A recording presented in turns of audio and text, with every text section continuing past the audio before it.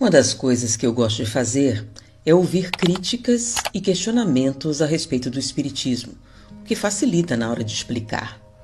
Mas o que eu mais escuto das pessoas é: eu não posso ser espírita, ou isso não serve para mim. E o motivo é um dos mais interessantes quando isso é questionado. Por quê? Não consigo ser tão perfeito. Mas o que é ser espírita? Ou melhor dizendo, o que é necessário para ser espírita? O espiritismo é uma proposta filosófica.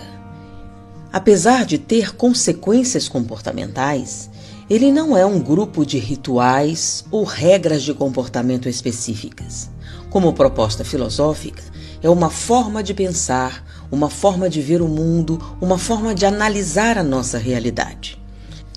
Então, o que é necessário realmente para ser espírita é pensar a realidade a partir de 5 princípios básicos.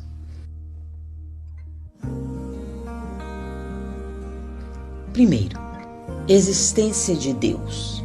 O espiritismo é uma filosofia espiritualista e deísta. Deus é a inteligência suprema, causa primária de todas as coisas. A partir desse pensamento, nós analisamos a realidade do ponto de vista de que existe sim um sentido na existência, nos acontecimentos, e que Deus não só existe, como é a causa inteligente de todo o nosso universo. O segundo princípio é a imortalidade da alma. Essa dualidade espírito-matéria que acompanha a história da humanidade. Dos egípcios aos dias atuais, está presente em todas as culturas. O homem primitivo já buscava uma explicação para aquilo que ele não entendia. E normalmente essas explicações aconteciam no mundo metafísico, no mundo além da matéria. A imortalidade da alma é então um dos pilares de todas as teorias espiritualistas e do espiritismo também. O terceiro princípio, comunicabilidade dos espíritos, é o que distancia mais o espiritismo de outras teses espiritualistas. Daí a necessidade de Kardec cunhar um novo termo para separar espiritualismo da ideia espírita.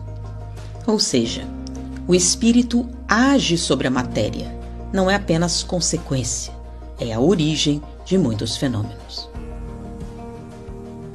Quarto princípio, reencarnação. O espiritismo acredita que a alma passa por muitas existências corporais, com o fim de aperfeiçoar-se, e é o que fundamenta a justiça divina. Nós, como deísta que somos, nós acreditamos que todas as coisas têm uma razão de ser, e a ausência da reencarnação torna a explicação para a existência extremamente difícil e caótica, dando a entender que a vida não teria sentido. O espírita acredita que todas as coisas acontecem por uma razão e que as provas, as dificuldades surgem dessa necessidade de aperfeiçoamento.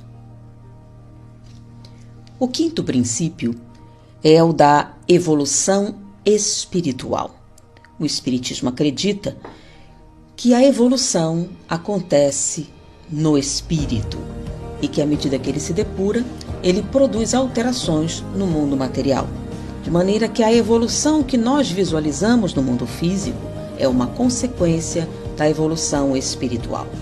E nós não surgimos diretamente como espírito.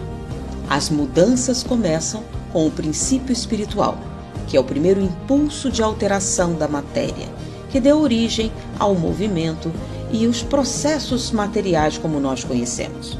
Por trás de cada processo material existe um processo espiritual. No momento em que esse princípio espiritual adquire um nível de maturidade, ele se transforma em espírito, que é um princípio inteligente do universo, independente, que passa a fazer as escolhas utilizando-se do livre-arbítrio que ele conquistou.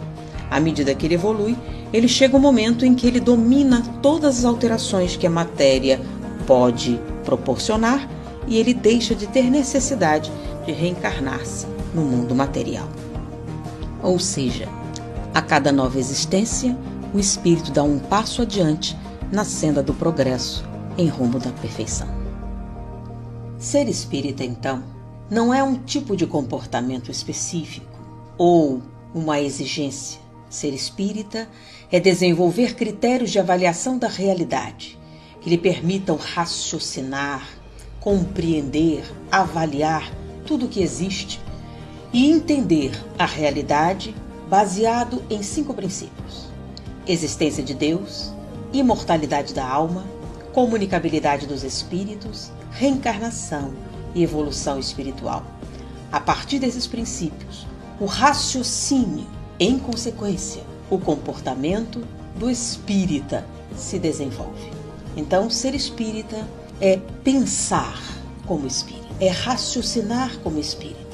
E, principalmente, a fé espírita é aquela capaz de enfrentar a razão face a face em todas as épocas da humanidade.